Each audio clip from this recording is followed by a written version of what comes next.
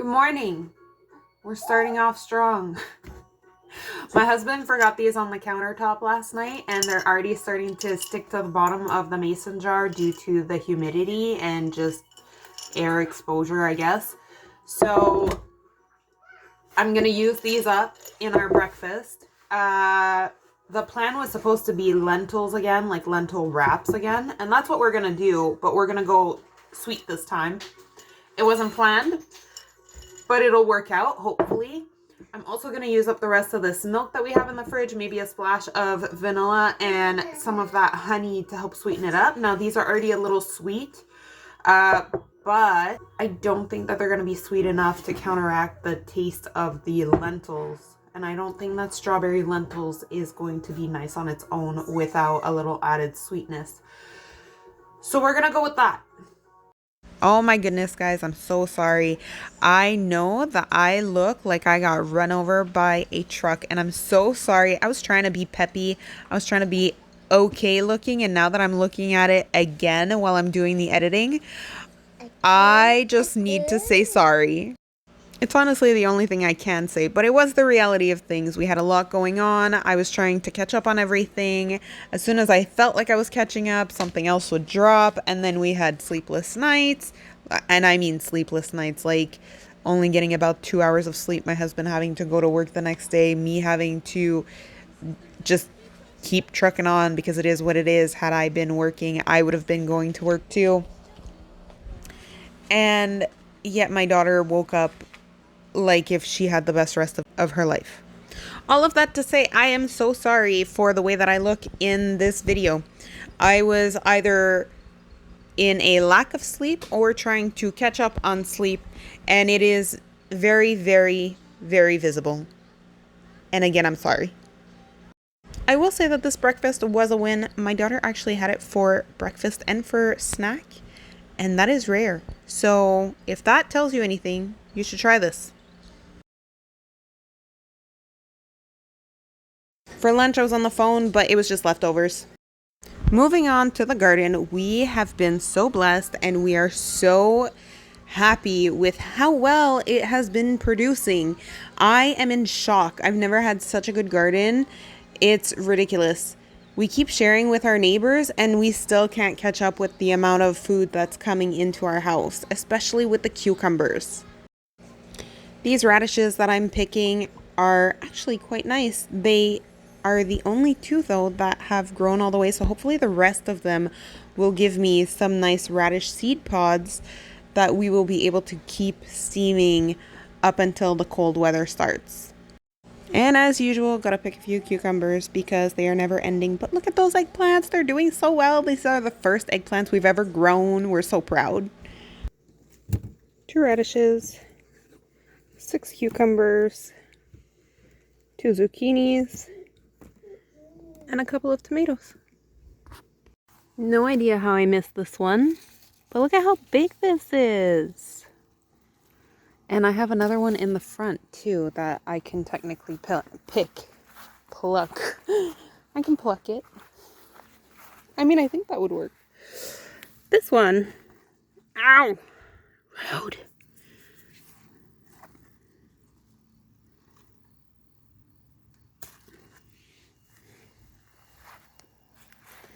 Goodness, there's more there. I just got back from a doctor's appointment, so I didn't really take anything out but bread. I took out this bread that we got on clearance for $1.33. They used to go on clearance for 99 cents, but you know, apparently prices are going down, which is a lie. We're gonna shred up this chicken from yesterday and slice up some tomatoes, and I'm gonna process the chicken, half of this onion, and this carrot. I'm probably going to look for a smaller carrot, to be honest. And then we're going to have cucumber on the side, and everything is going to be bound together with some mayo and a few spices. Don't worry, I'll bring you along for it, but it's just going to be an easy dinner tonight. I've been going back to this recipe a lot lately, specifically, for 2 reasons. Actually 3 reasons. 1, it's cheap. 2, it's easy. 3, it's vegetables. So, I mean, and you can use whatever you have on hand, really. Carrots, celery, onions, olives, radishes. I wouldn't put the tomatoes in it, but we do often have tomatoes on it. Lettuce on it. You can have it in lettuce cups. You can have it with chicken, tuna, salmon, beef. My mom does it with pork every once in a while. You can use meat from a can or meat that you've cooked yourself. You can literally do so many different variations of this recipe. It is crazy, and everything is eyeballed, which I adore. If you don't like the taste of fish, add a little bit of garlic powder in there. I promise you it helps take away that fishy taste. I never used to like fish until I started eating tuna sandwiches literally 2 years ago, because my husband asked for it and I tried it. Hated it the first time, made it this way the second time, absolutely adored it. The vegetables also bulk up your meat. If you were to use just meat in this recipe, you would be able to feed maybe 2 people. By putting the vegetables in it, I can easily make 4 nice big sandwiches. My husband has the leftovers for his night snacks, for his lunch. He absolutely adores these. And then pair it with a side of either chips or cucumbers, because, you know, it's garden season. This is honestly the best summer dinner ever. You don't need to warm anything up. Fantastic. Well, other than the bread that was in the freezer, but that doesn't really count. It took like 5 minutes. And then you get to enjoy, and it keeps in the fridge for a couple of days really well. I may or may not have overcooked the bread, so we had open-faced sandwiches this night. Absolutely no intro to this one, and that is okay. Honestly, I'm probably saving you from a screaming toddler, my face looking like it did in the first part of the video. I'm using the chickpea flour here, not just regular flour. It is chickpea flour, packed with protein, by the way. If I remember correctly, half a cup of chickpea flour is about 28 grams of protein. It waffled, and it's got a little bit of a crust starting. Not gonna lie, that first one was a little hard to get out, but after, I just sprayed it with a little olive oil, and it was fine. They all came out really smoothly after. If I were able to go back in time and tell myself anything about this recipe, it would be to keep filling until I see no holes, because those holes stayed there, and putting condiments on holy bread, it doesn't work very well. But other than that, these were really good, and actually really, really filling. They were fantastically filling. I mean, in this instance, I'm actually putting protein on top of protein along with vegetables and some fat, but the next time that I have them, they're still quite filling, I promise. Adding those tomatoes on top really sealed the deal for me on this one. And I showed that I had the cucumbers, but I didn't. I could not finish it. I had a hard time even finishing the original plate. And then later on, we just had a bit of that crumble on the side. I've had this tofu in my freezer for nearly a year. Am I proud of it? No. But is it getting eaten? Yes. I took this out this morning. I took out the tofu and I took out this honey garlic sauce from my freezer. We are going to be having this. I also have this breadcrumb that I made and stuck in the freezer. And I chopped up 3 large carrots and 1 onion earlier. And what I'm going to do is I'm going to make my daughter some tofu nuggets. Hopefully she does not know that these are tofu nuggets. I'm only going to make her like 6, maybe 9. Because it's the first time that she's having these. So she's probably not even going to want to try them. Or it'll take her like 2 days to try them. But she still has a little bit of chicken from yesterday that she can also have with this meal. So I'm not too scared. And then we are having the tofu with soy sauce and carrots and onions just fried up in a pan. I will be drying out my tofu in the oven for a little. And then we're serving everything over rice. My daughter loves rice, so she's going to be enjoying the rice and the tofu nuggets. And I'm going to slice up some cucumber for her. And we are going to be, and then her safety chicken on the side, sorry. And then we're going to be having honey garlic with the veggies, the tofu on rice. So that's dinner. About a heaping teaspoon of flour in here. And then I'm going to go in with my seasoning. So we're going to go heavy on the garlic. I mean, for a tablespoon, this is a lot. I'm going to go in with my garlic, with my pepper. And then I'm going to go in with some chicken bouillon. This is what it's looking like. Okay? Mixy mix, because we want this to taste like chicken. Okay, so I want this to be a runny consistency. And then my breadcrumb.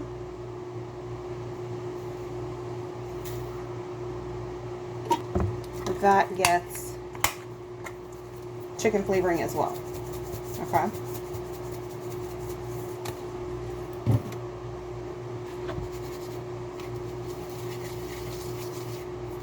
And that's it. I really was wondering what I was going to do with this tiny quantity of breadcrumb. And now I know.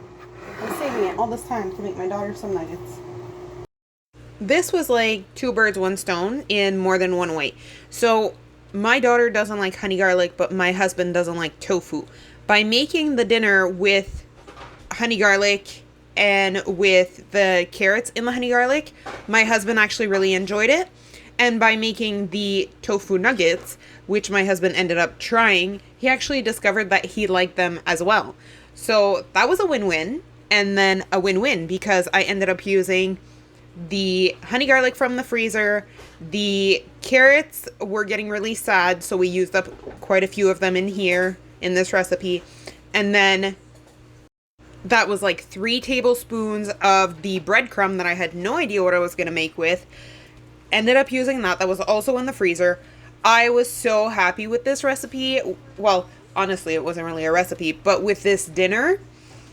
And we all discovered a little something. So I'm going to be making these again because I have a bunch of tofu in the freezer just waiting.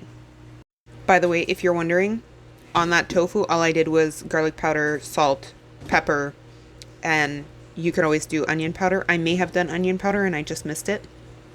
Then mixy mix, put everything flat and put that in the oven at, I believe, 400 for until everything gets crispy, to be very honest with you. I think for me it was like 25-30 minutes or so. I have my rice going and I have my carrots that were boiling down just to soften them up a little. And then I'm going to add my onions to them and fry them up a bit. But first I'm going to drain these. I highly recommend parboiling your carrots before starting anything involving the sauce.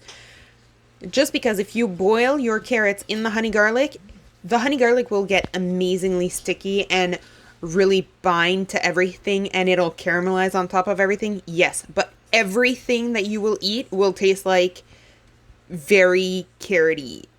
I don't know how to say it. Your honey garlic will no longer taste like honey garlic. It will taste like carrot with a slight aftertaste of honey garlic.